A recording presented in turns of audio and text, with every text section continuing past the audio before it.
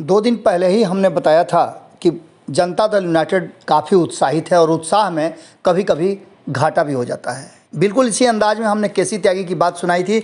जो केसी त्यागी पटना पहुंचे थे राष्ट्रीय परिषद की बैठक में भाग लेने के लिए। उन्होंने बहुत सारी बातें कही, लेकिन आज तो हद ही हो गया जब केसी त्यागी ने मीटिंग के अंदर की बातों को बोलते बोलते फ्लो में बोल दिया। बहुत सारी ऐसी बातें सामने निकल करके आई जिन बातों को लेकर के कहा जाता है कि अंदर में चल रहा था मीटिंग और उसमें सभी मिल करके ये फैसला कर रहे थे कि भारतीय जनता पार्टी को कैसे घेरना है और कैसे जवाब देना है।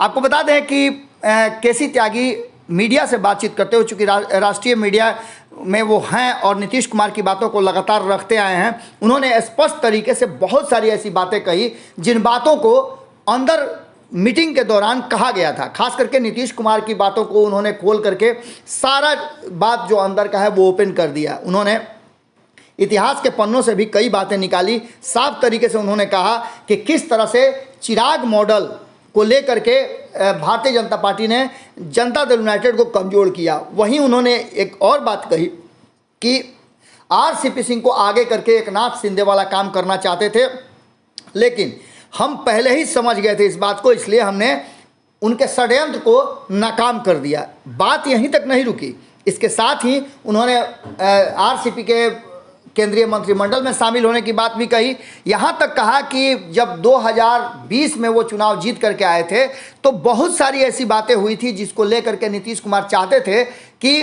भारतीय जनता पार्टी अपना मुख्यमंत्री दे, लेकिन उन्होंने 2 उप मुख्यमंत्री दे करके नीतीश कुमार को मुख्यमंत्री बनाया और लगातार नीतीश कुमार पर अनाप शनाप बुलवाते रहे। यही नहीं, अमित शाह को स्पष्ट तरीके से नीतीश कुमार ने कह दिया था कि एक मंत्रिमंडल में यदि केंद्रीय मंत्रिमंडल में मंत्री का पद मिलेगा तो वो किसी भी सूरत में कभी भी स्वीकार नहीं करेंगे। इन सारी बातों को लेकर के अब जबकि केसी त्यागी ने इतना ही नहीं कहा है, केसी त्यागी ने इसके अलावे भी बहुत सारी ऐसी बातें जो मीटिंग के भीतर हुई उन बातों को खोल करके पूरा का पूरा राज ही खोल दिया है। आपको बता दें कि केसी त्यागी बोलते बोलते अंदर की बातों को बोल गए और उनके बोलने से सारा भेद खुल गया कि अगली कार्रवाई क्या होने वाली है, किस तरह से एजेंडा बना करके भारतीय जनता पार्टी को घेरने का प्लान बना रहे हैं नीतीश कुमार। क्या कुछ होगा नीतीश कुमार के दिल्ली जाने के बाद, क्या होगा, ये सारी बातें एक एक बात आप सुनिए खुद केसी त्यागी के जुबान से।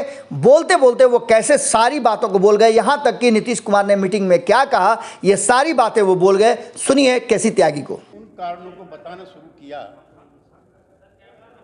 और आपकी भी जिज्ञासा जरूर होगी कि क्या कारण रहे जिनकी वजह से हमें अलग होना पड़ा। लोकसभा चुनाव तक सब ठीक था। हमारे भाजपा के बीच में सीटों के बंटवारे से लेकर के और साथ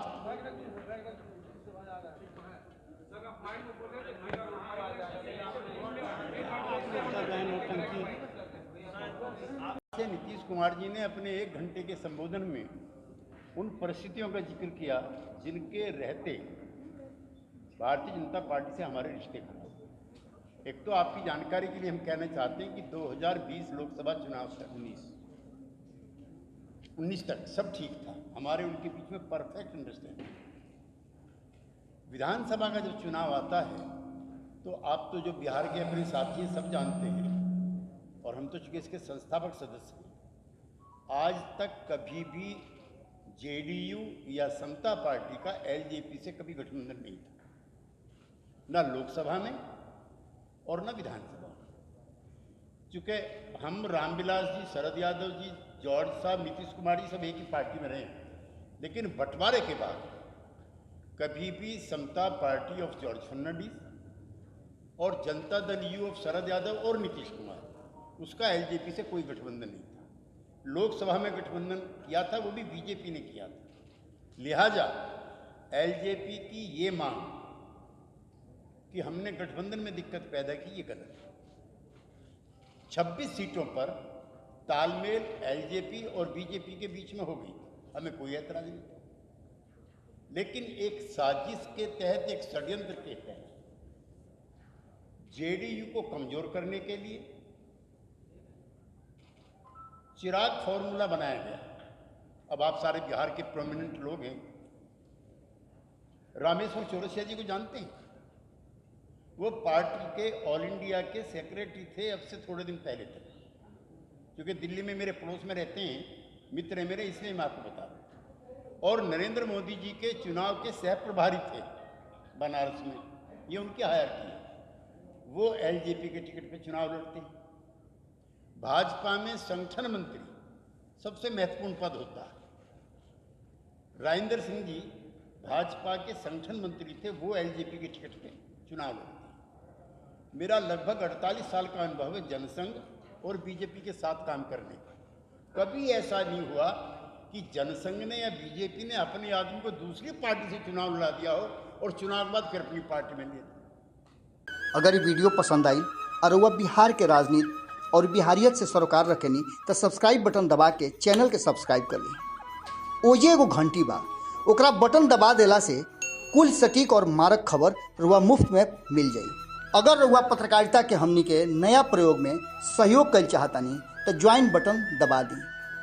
पेटीएम नंबर नोट कर ली 9386816700। धन्यवाद।